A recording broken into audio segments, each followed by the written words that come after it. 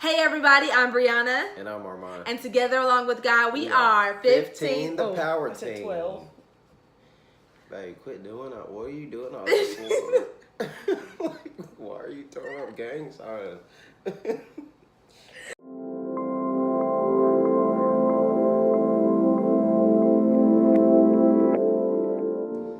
Hey everybody, I'm Brianna. And I'm Armon. And together along with God, we are 15 the Power Team. Hey! Alright, we want to come to you guys and talk a little bit about how we met. For those of you that watched our YouTube videos already, or if you haven't, we really haven't gotten into detail or depth about us. And so today we just want to talk about, like I said, how we met. Brianna's going to go first, and I'm going to go after her. So we're going to tell our side of the story. So get ready, get ready. Peace. Here we go. Okay, I'm going to tell my side of the story, aka the true side of the story. So, I knew who Armon was. Our families knew each other, but we weren't friends. We weren't talking. We didn't run in the same circles. We didn't really know anything about the other one. I hadn't even really seen him in like a long time. So, it was like Christmas time of 2014, and both of our little cousins went to the same school. So we both went to go support our cousins, and he sat right in front of me, and he was looking all fine and everything. And at the end of the program, his aunt was like, Armon, you know Brianna? And he was like, yeah, that's my fam. And all that good stuff. So, anyway, maybe about a month later, his uncle, who goes to our church, had this like Christmas get together at his house. And so by this time, Armon had been going to our church for a little minute. And I remember we went to the Christmas thing. Like, I remember so vividly, like, where he was and everything. And like, I said hi to him, but like I said, we weren't even really friends at this time.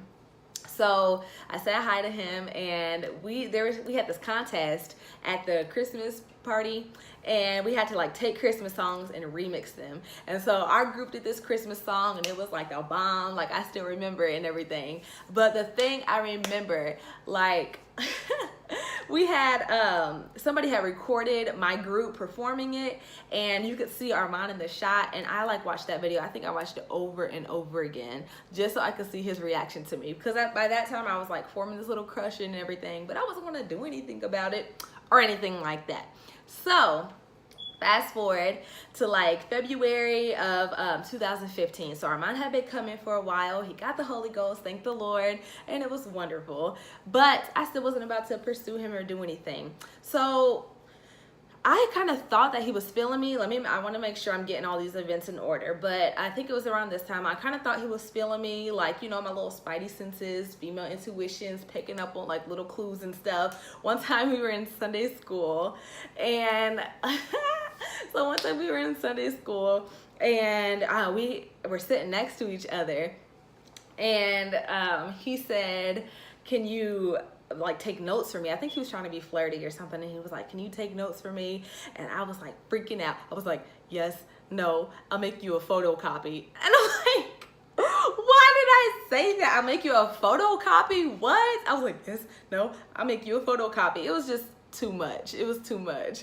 And but I think I was just so nervous. And I remember like it was the same day, and he tells you this did not happen, but it happened. It truly happened. But it was at the end of Sunday school, and I had like accidentally hit his foot with my chair or something like that. And I was like, I'm sorry. And he's like, it's alright. And I was like okay, it's alright, okay, whatever. And he really thinks this did not happen, but I have a video of me telling my best friend like what had happened. So, and my parents, my like sister remembers this like because it happened, but he will tell you it didn't happen. But another time before we started talking, we were in young people service, and it was at the end, and everybody was like talking, and he was about to leave, and he gave me a hug and nobody else a hug, and he just gave everybody else like a group goodbye, but he gave me a hug, and I was like, okay. So yeah, so you know, I was picking up on these little signs and everything. So then the great drama. So it was like near the end of February. I still remember the date. This was February 20, her birthday's on 27th. This was February 26th. It was a Tuesday. This was, yeah, February 26th. So anyway, my cousin texted me. I was having my little Chipotle at the library, and I remember all this. And my cousin texted me, and she was like, you know, Armon knows you like him, right? And I was like, no. Like, I was, oh my gosh, I was so upset. Like, I was like, my heart went from here to like down there. Like, I was so upset. Like, he's gonna think I'm just some little immature girl who's like running around telling people how I feel. Like, I was like devastated and everything. And so I think this was all a Tuesday, and that night we went to church, and I think this was kind of in my head, but I felt like he was like not talking to me, and he really didn't want anything to do with me, and it was just like all dramatic. So I went home that night, and I think there was just some like stuff being said about me, and so I went home that night, and I was so upset, and I was so brokenhearted, and I felt like my chances with Armon were like obliterated. I don't know, obliterated. Yeah, anyway, but I felt like they were basically shot and basically gone, because like I said, it was just some drama that was going on, and I just really felt like Armon wouldn't want me anymore. And my mom was like, if he's a man, he's not going to let what's being said affect him. Like, if he's a real man, he's not just going to go off of, you know, basically gossip. He's gonna, you know, just be a man. And God spoke to me that night, and he gave me the account in the Bible of Mary and Joseph, and how Joseph thought Mary had gotten pregnant out of wedlock, and how God revealed the truth to Joseph. So, and then he also gave me a scripture of the other Joseph about, you know, as for you, you meant evil against me, but God meant it for good. So God was like kind of contenting me and giving me peace. So the next day, this was a Wednesday, the next day, I was at work, and something else had happened, but I was at work, and I went on my break, and I got my phone out of my locker. I remember this so clearly, and it was this number. It was this text from this random number, like, okay. So it was Armon, and he was like, hey Armon, this is Brianna, so-and-so gave me your number. I don't know what's going on, but, you know, basically something like, I don't know what's going on, you know, talk to me. And so I was like, I don't know what's going on either. Can I call you?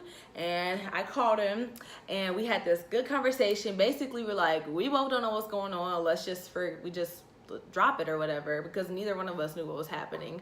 And then at the end of the conversation, he was like, and another thing, if I like somebody, they're gonna know. I don't need a middleman to go between me. And I was like, okay. Again, my spidey senses were picking up, like, why are you telling me this? Okay. So that was a Wednesday. So he had texted me that Wednesday, you know, talking about the drama. He texted me that Thursday talking about something else at random. And then on Friday, I remember what I was doing, where I was. I was upstairs in my bonus room watching Netflix. And he was like, hey, Brianna. Like, he wants to talk to me. Like, this is not just like, because the day before he had texted me about something that was going on with the church, like an event that or something the church was going to go do. And then the Wednesday was like talking about the drama, but that Friday he just wanted to know what was up. So we started talking, and it was just beautiful and lovely. And then, you know, basically the rest is history. We had went through this little phase like the week after where neither one of us was talking to each other. And I didn't want to text first because I didn't want to be like, you know, all first and everything. I wanted him to pursue me. And so we had been texting and stuff. And then all of a sudden, like, I wasn't hearing from him. This was like maybe a Tuesday, because that was a Friday when he was like, hey, Brianna. And we were talking and everything, and then all of a sudden, like, I didn't hear from him, and he didn't hear from me, because I was like, I ain't about to text you. So then I saw him on, like, I think it was a Thursday at church the next week, and and so he still wasn't talking to me at church. So I was like, cool.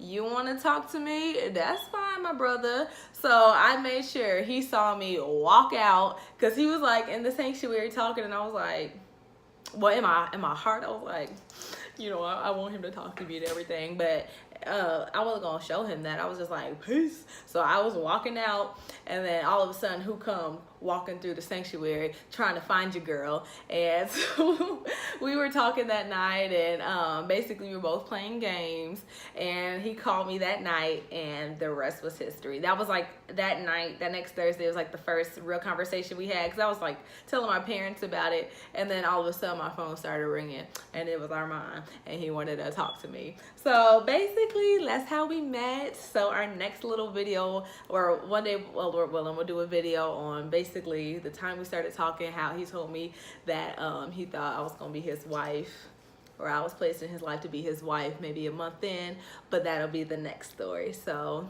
hope you enjoyed it. Let's see what Armon has to say.